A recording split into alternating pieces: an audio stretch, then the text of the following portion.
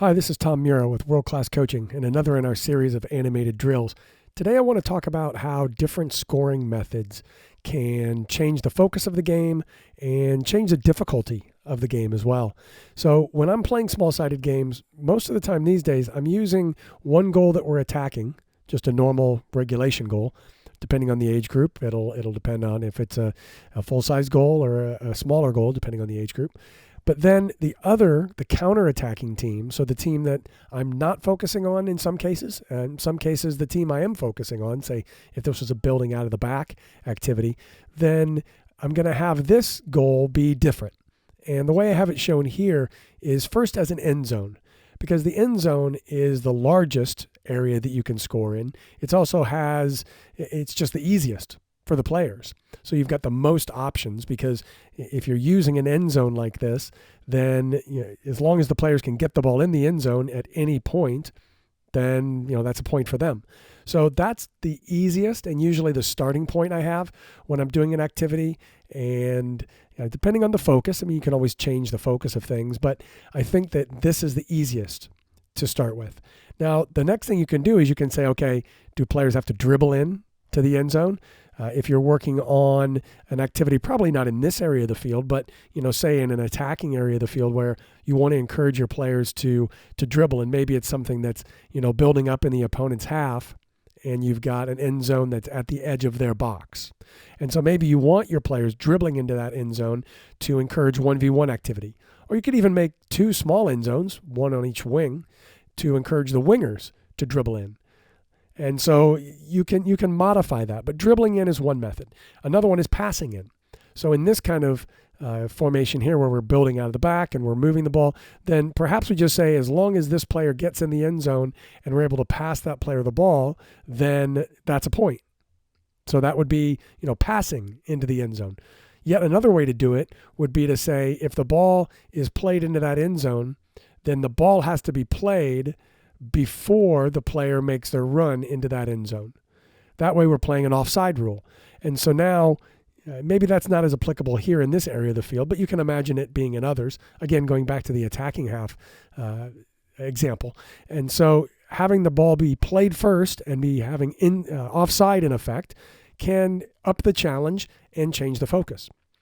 So then after you've done it with an end zone, then the next thing that I look at is I look at targets. And so if we're going to have perhaps, we're working on building out of the back, and perhaps then we'll put in 3 targets. All right, so we've got a central area target. We've got 2 wide area targets. So now as we build out of the back, our goal is to try to reach this target. And that's very realistic to the game, isn't it? Because we're trying to find that splitting pass, maybe that'll get somebody in here and get us going forward. Whereas with the end zone, you don't have as many options because you're limited to the players that are in the activity. Well, here you've got targets that you can play to, so additional players. So I really like targets as well because it's a great way to recycle the game. So if the ball is played in to that target for a point, then the targets play into the defending team, and away we go. So you could look at these as neutral targets.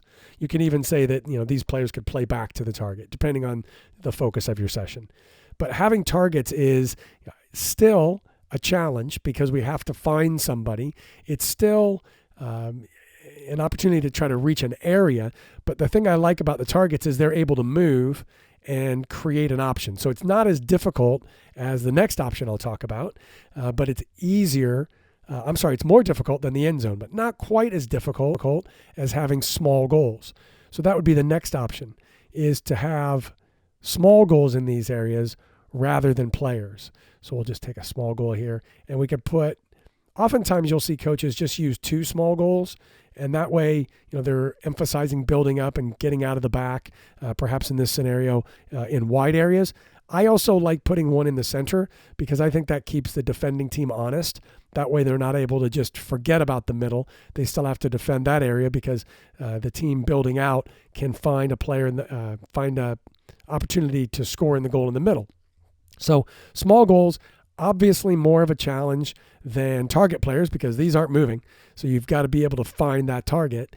But it's not as difficult as having one goal, because if you have one goal, then you're focused you're focusing all the defending around one much smaller area. And you can vary the size of this goal. You could put a full-size goal in that area, or you could have something larger than what I call these like little 3v3 goals. You could have something larger than that, but not quite as large as a full-size goal. And just depending on, again, your focus, then having this goal here now, that really focuses the team in yellow around just defending this one goal. They don't have to defend this entire line. So it's a lot more difficult for this team to then build and find it. Now, if you're working on building out of the back, having one goal is not a realistic objective because that's not your objective in the game. So some of these ideas will be useful or not useful depending on the topic of your session. But I think we can all agree that going from an end zone and then having different methods of scoring in the end zone, dribble, passing, offside, rule enforced, then going to targets, then going to small goals, multiple small goals, and then to one goal is a nice progression in terms of the difficulty. Then you just have to figure out which scoring method best suits the topic that you're presenting to your team. But if you have a topic that, obviously any topic, you could use multiple options here that would all be effective. It might just change which ones are the most effective. So give those a try. I'd love to hear other ideas you have for scoring methods. These are the main ones I use, but if you have another idea, please put it in the comment section below and share it with everybody, and give these a try with your team. If you see an activity that is too easy for them, consider adjusting the scoring method to increase that difficulty.